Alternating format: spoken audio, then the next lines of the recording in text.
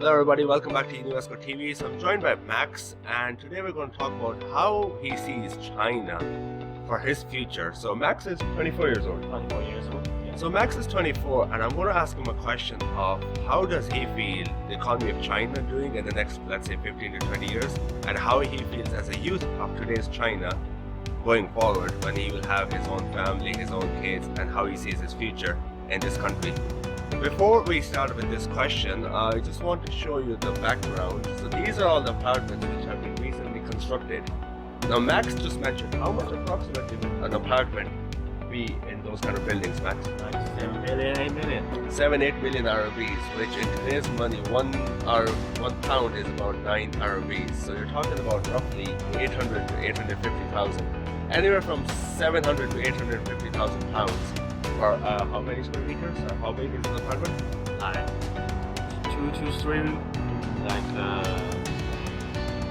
two room and one living room. So basically a 2 BHK, so which is like a 2-bedroom hall kitchen. So 2 bedrooms, 1 living room, dining room, kitchen.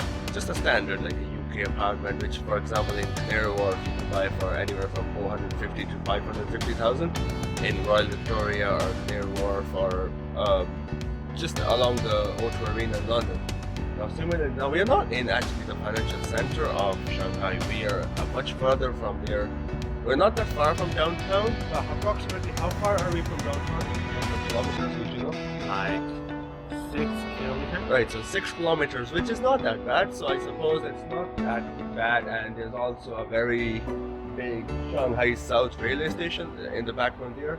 And there's also a very big metro station nearby here as well. So Max, going back to our question, how do you feel in terms of the economy of this country and in terms of the future for you in this country? Yeah, because I'm local Shanghai, so what I'm feeling is this city growing very fast. Like when I was very young, like when I was 10 years old, the Shanghai South Railway Station, it's not that good place. So now we have a lot of buildings here, very good mansions here. Yes. It's like very good place. For now, I think China needs to build a lot because Shanghai is good enough. It can be gooder. It can be better. It can be better, yeah. Bye. No problem. It's like you need to like build another city to be on Shanghai standard. Yes. Okay. Shanghai is full of people. Right. If you go into the metro, it's very crowded. Definitely. Yeah. So I understand. You know, in terms of China's focused too much on the growth of Shanghai and Shanghai only, but what you're suggesting is that they should focus on other cities. But let me just say, what about Guangzhou, Shenzhen, and Beijing? Are they also not that developed? yeah, because talking about Beijing, the city have some big problem. It's like they have a lot of building can't be moved. It's like history. Yeah. Historical buildings. Beijing is a very big place, but there's very little space can be used for living or for the company. It's very for residential or for commercial. You say he's right. In terms of Tiananmen Square in Beijing, or Forbidden City, now that is massive. But unfortunately, we can't just go bring a bulldozer and just like remove all that building and start building new buildings. We can't do that because, of course, it's a historical. It's one of the most historical places in the country. But in terms of Shanghai, so you're saying that the government should focus more so on other cities. Do you feel is the government doing enough? Are they focusing on other cities? So let me say Hangzhou, Suzhou, Jiangsu province, so Nanjing, for this example. city is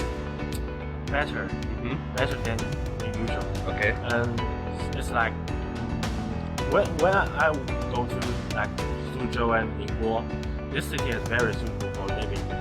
It's like it has everything. It's not that crowded, not that expensive. Right. But for now, Shanghai has more opportunity. I think this city will grow better. This city will grow better. Okay, that makes sense. Now, from your personal point of view, this is not for a country. You, as a youth, 24-year-old China, modern day China, how do you feel going forward? So now you're young and single. But let's say 5 years down the line, you get married and have a baby. How do you feel your future in China? I think it's good because I live in the east and we have like eastern city in China is better than west. Or west basically have nothing. Nothing, yeah. So when you live in the east, everything will be okay. And because I have my own house here, so I have family here. So for me, it would be better. Okay. I don't need to pay a lot of house rent. Of course, that makes sense. So from a personal point of view, you see your future secure. Now, I just want to mention about house prices. Would you know how much these houses were, let's say, 10 years ago? For now, maybe the price of the house will be lower because not if you want to buy the mansion in Shanghai, you need to there are some requirements. Yes. You need to pay the social security. Yes. For how many years? 5 years. Yeah, 5 years. You need to do a lot of things, the paperwork, do a lot of process. Then you can. Right. But this is only for non-Shanghainese residents. But if you're a local Shanghainese with a Shanghainese hukou, then you can purchase anything. Yes. Okay. If you have that. So my question was, how much would these houses be, let's say 10 years ago? So you're 24, when you were 14, these houses, how much were they? Now they're like 8 million now. How much were they 10 years ago? I think maybe 9 million will be higher. No. 10 years ago, in the past 10 years, not after 10 years. Ago? Faster. Yeah. It's like so 2009, 2010 time. 2 million. So in the past 10 years, he's saying that they've gone up from 2 million to 8 million, which is 4 times.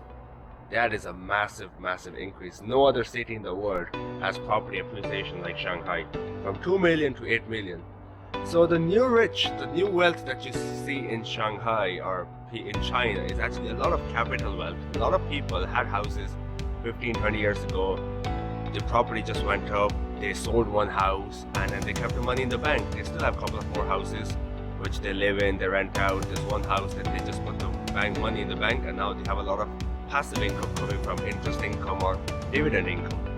So that's one of the reasons why the new rich people, the new rich Chinese people like to spend a lot of money and purchase all these luxury goods or travel abroad or even study abroad. Alright, that's great. Thank you so much for your time, Max. Thank you so much for watching. Stay tuned for more videos with Max.